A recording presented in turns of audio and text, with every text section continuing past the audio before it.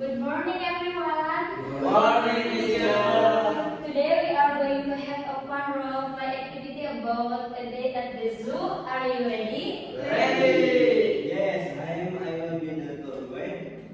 I want to be a visitor who looks in the fun. I will be the zookeeper. I take care of the animal. And I will be an animal. I want to be a lion. Great. Let's start your role play. Student 1, here you can begin. Welcome to the zoo, everyone. My name is Muhammad Faris and I will be your tour guide today. First, let's go see the elephant. Yay, I love elephant. They are so big and gentle. Hello everyone, I am the zookeeper. Eleven eat a lot of fruit and vegetable every day. Roar. I am a lion, but I am sleeping right now. Wonderful job, everyone. Now let's discuss what they learned from exam other.